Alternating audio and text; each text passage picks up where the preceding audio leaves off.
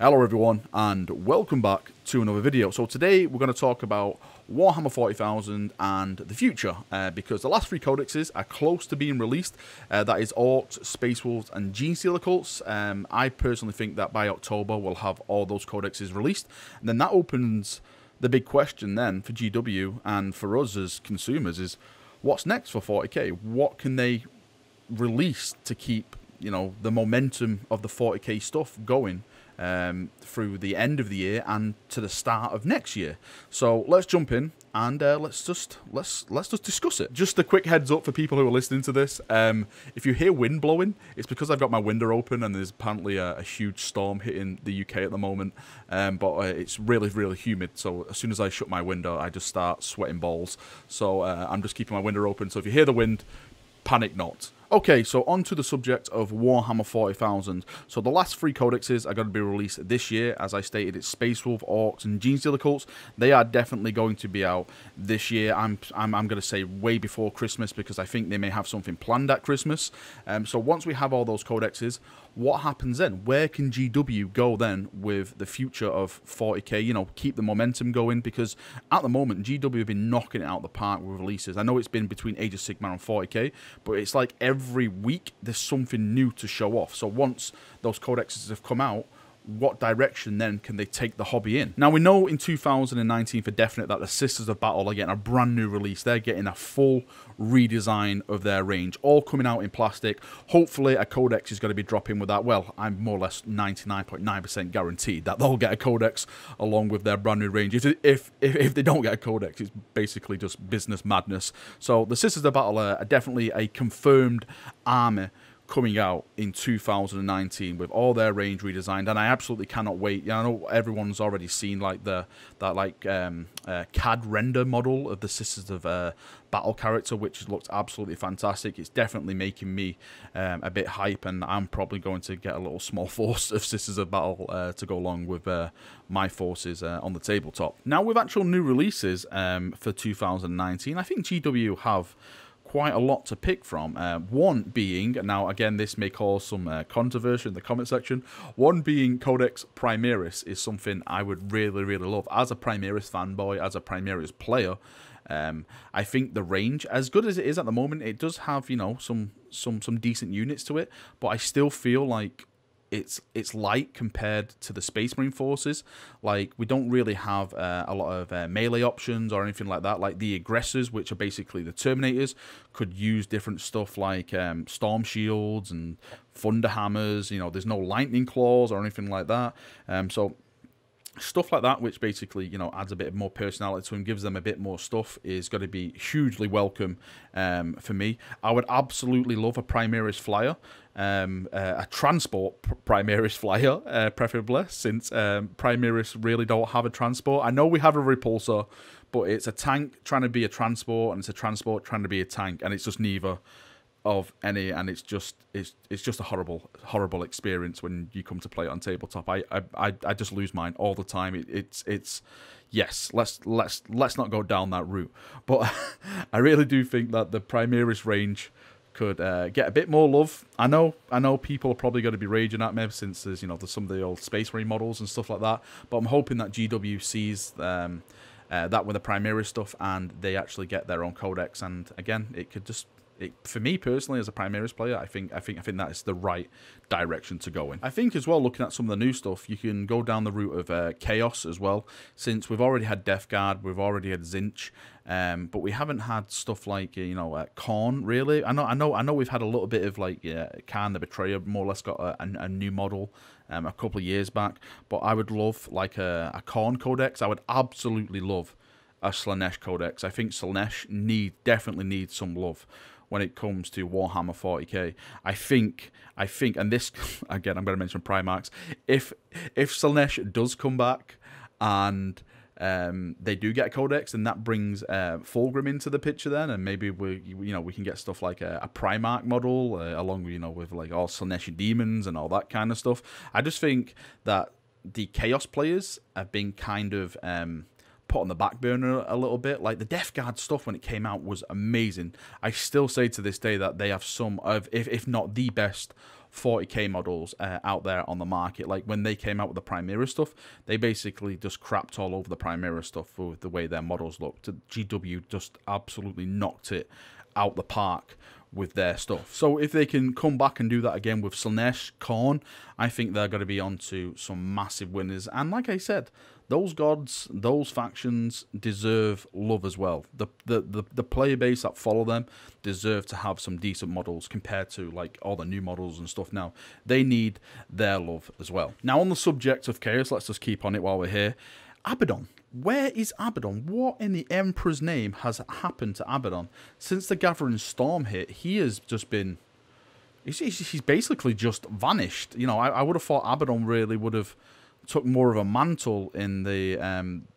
after the Gathering Storm, and I know we had the whole Connor campaign with Mortania and Guilliman, but Abbadon is basically just kept to the shadows, and I'm wondering what is going on. It gives me hope that maybe GW are saving something big for Abbadon to return in, because again, Abbadon needs a brand new model. I'm more or less certain that the year 2019 is going to be the year that Abbadon gets an absolutely kick-ass model. It has to happen because his model at the moment, it's, you know, back in the day it was good, but looking at it now, it just makes me cry just looking at it. So hopefully he'll get some new stuff, and when he does come, sorry, if he does come with a new model, maybe we'll get like a Black Legion codex. I think that is a really, really awesome way to go down. Black Legion get their own rules, and they can become like, you know, a quite strong army, and with that comes brand new laws, maybe a brand new campaign where Guilliman goes against Abbadon. How cool of it is Guilliman went against Abbadon? Oh, another Loyalist Primarch went against Abbadon. Yes, maybe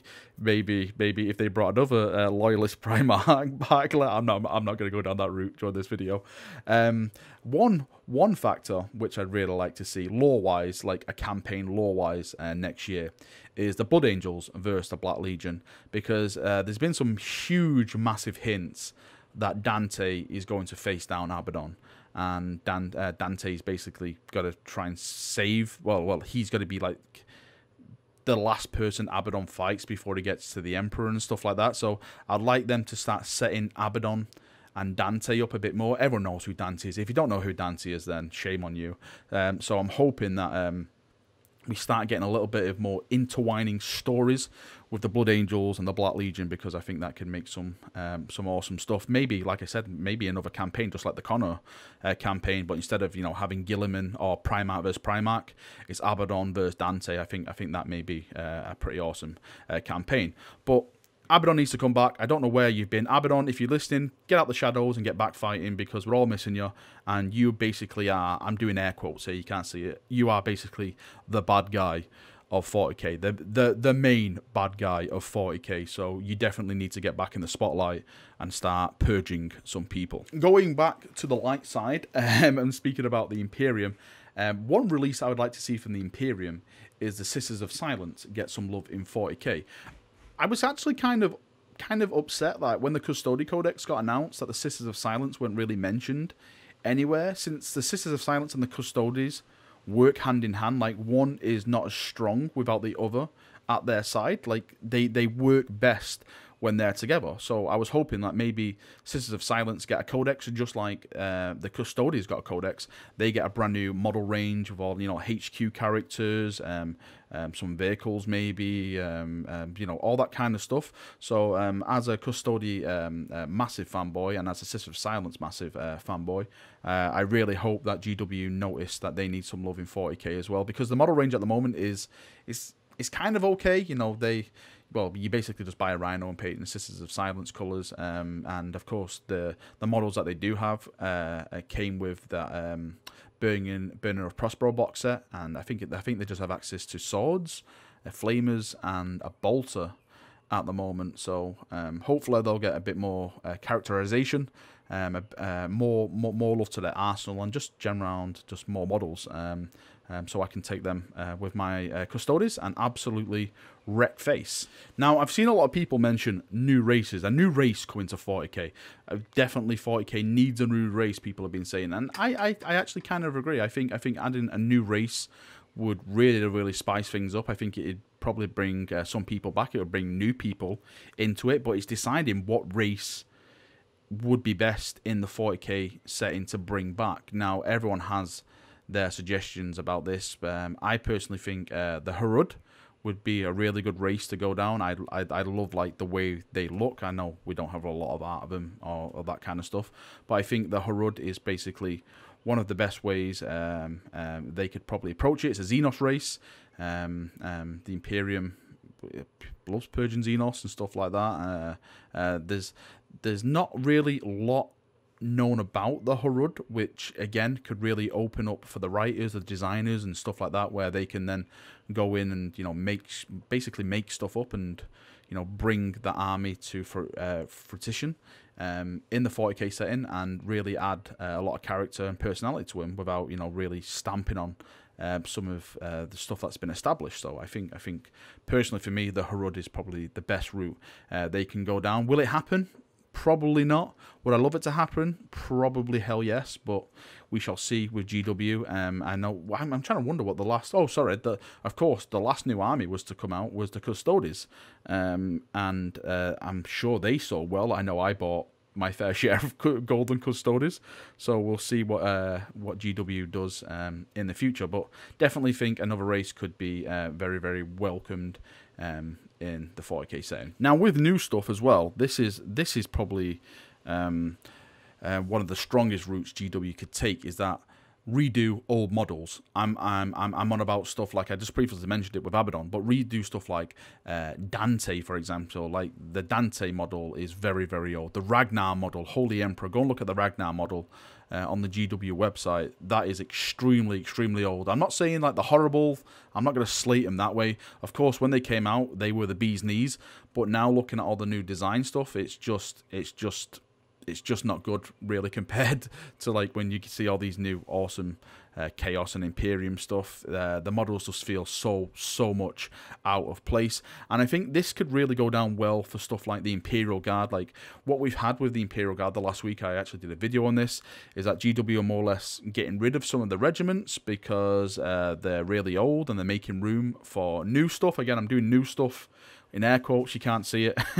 And I really do think if GW redo these brands like the Mordian Iron Guard and stuff like that, I really do think they would sell well. And they're already in the codexes, like they're already in like the Imperial Guard codex, so you really don't have to make another codex, you just have to make more models. And that goes with stuff like, you know, the Dante model. He's already in the Blood Angel Codex. It's not like you're making something brand new. You're just updating the range. And that goes with a lot of the 40k stuff. You know, the Orc trucks, the war buggies and stuff like that. I'm sure the Orcs are going to get massive love when they get their Codex. Well, I'm hoping, fingers crossed, because some of their range is very, very old. As well. But yep, I think not rebranding, but just redesigning like all the old stuff and just bringing it up to date on par with the new stuff is really a good way to go for GW going into the year of 2019. Whatever we get, I'm sure GW are going to make it big. They've had an absolutely boss year when it comes to like the financial side of their company. Like I was looking at their stocks and stuff, and they're just trading so high now. So they've absolutely done, they've basically smashed it, and I think they're going to be keeping that momentum going. And we're probably going to be seeing like more campaigns, hopefully more campaigns, because I love that Connor campaign, but I just really wish they'd had a bit more new stuff instead of Primarch versus Primarch. I'm not saying Primarch versus Primarch's boring. I want all the Primarchs. You know me. Give me all the Primarchs, but give people like Abbadon a bit more love. Give people like Dante a bit more love. Ragnar a bit more love. You know, some of these old legendary warriors, they deserve their place in the spotlight as well. So hopefully GW will be giving us some awesome stuff like that. Right, that is me done for another video. I hope you've enjoyed it. If you've got any suggestions where GW can go, what they can do, if you've got any cool ideas, post them below in the comment section. I'd love to read them. I'd love to respond, everything like that, and we can have a nice, healthy little chat about it. Thank you for watching this video. I hope you've enjoyed it, and I shall see you all very, very soon. See you now, and bye-bye.